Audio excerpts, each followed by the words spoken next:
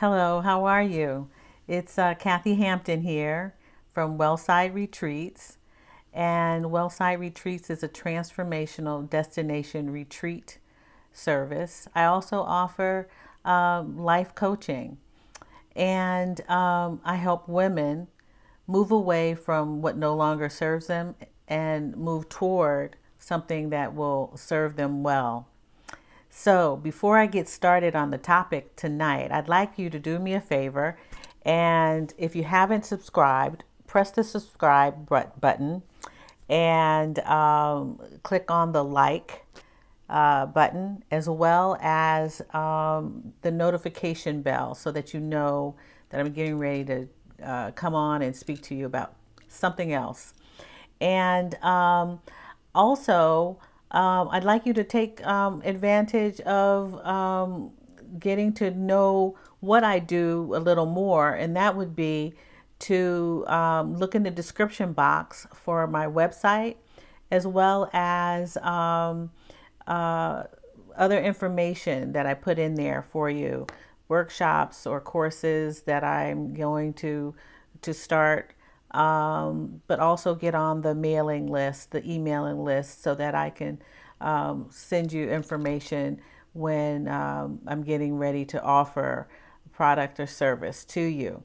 So, with all that said, today's video is about affirmations and affirmation, what they are, why anyone would want to use them. And I'm going to dedicate three affirmations to a certain group of women. And I'll talk to you about that in a minute. So, affirmations are basically positive statements that one says aloud to herself or himself, to reinforce a positive mindset. And affirmations are a great tool to use. And I became aware of affirmations very early in my life. My mother would place, and this still happens today, but back in the 70s, she would use a post-it note or tape some paper on her mirror in her bathroom, and it would have a positive statement on it. It usually begins with I am or I will, and affirms a solid statement affirming something positive.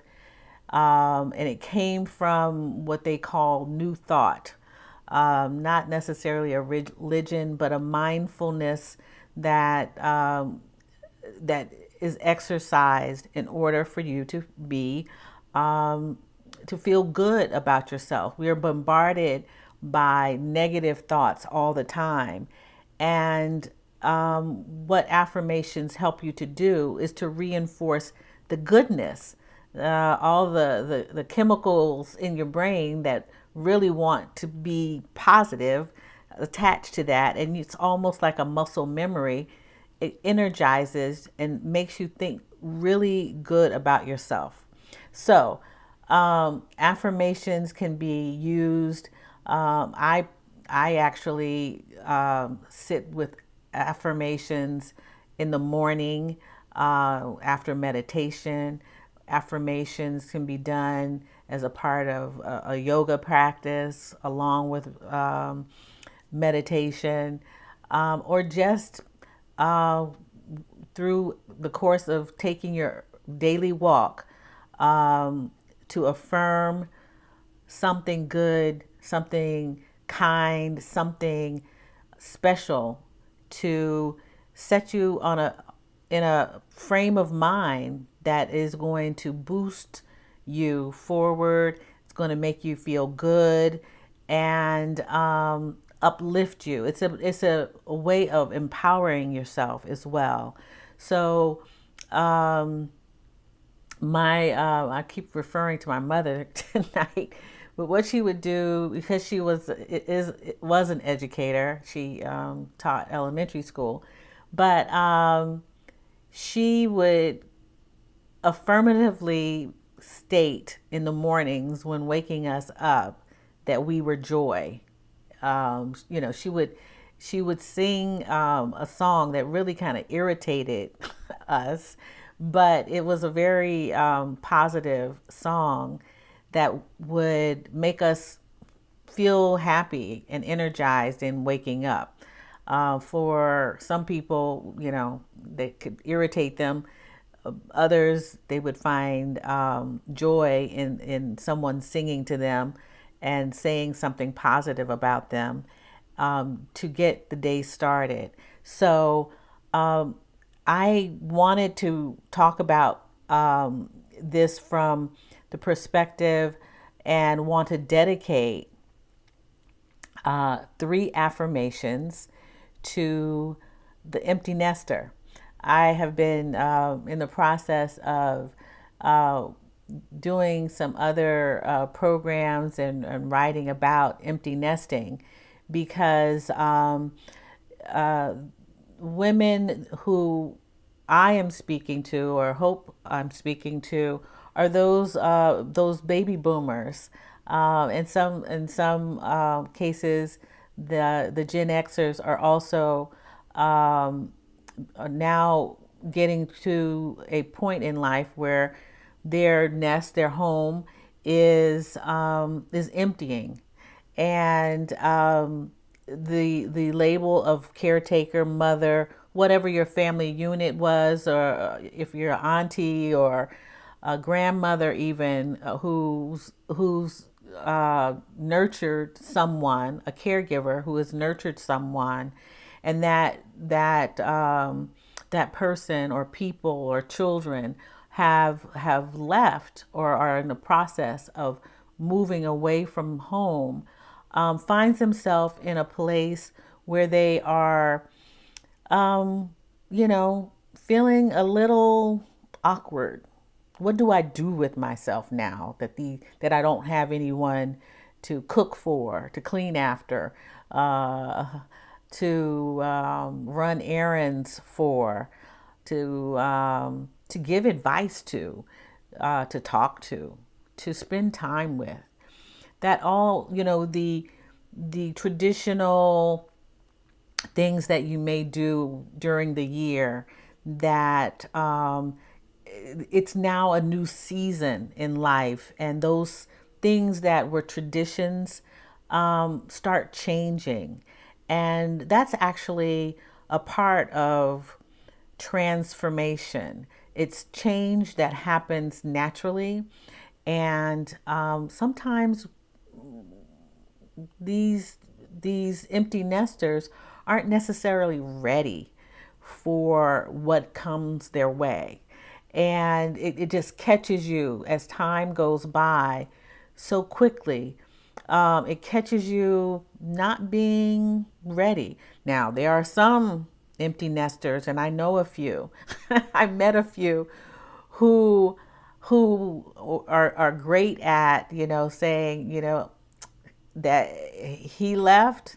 I changed his whole room around. That's now my sewing room. Or yeah, she just left, and that's going to be my exercise room. And they can sleep on the couch, or they can do.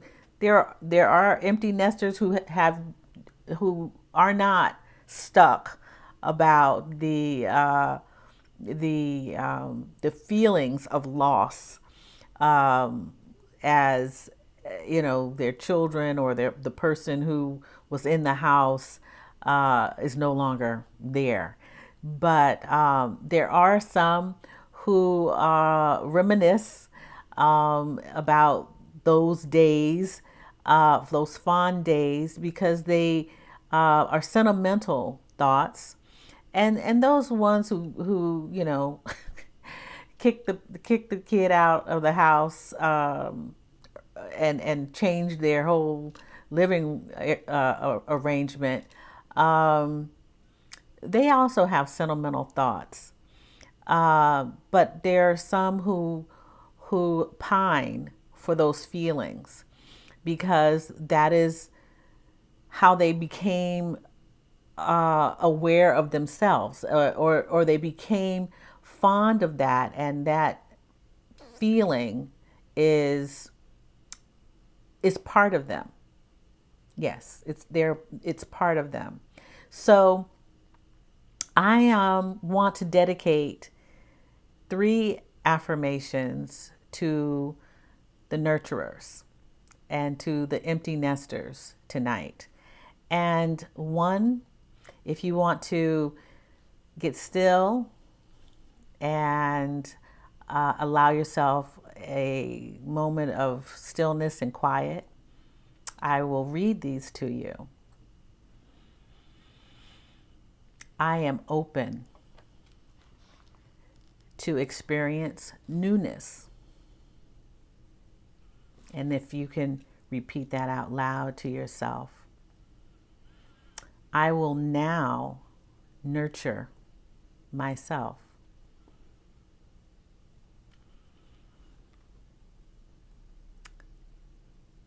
I celebrate myself. So those are the 3 affirmations that I would like to dedicate tonight or today, whenever you are seeing this video. I am open to experience newness. I will now nurture myself. I celebrate myself. So I hope that you do repeat those, say them aloud, or the slight whisper on your morning walk, on your day full of whatever you're doing. Just stop. Spend some time. Encourage yourself, because this change may be different.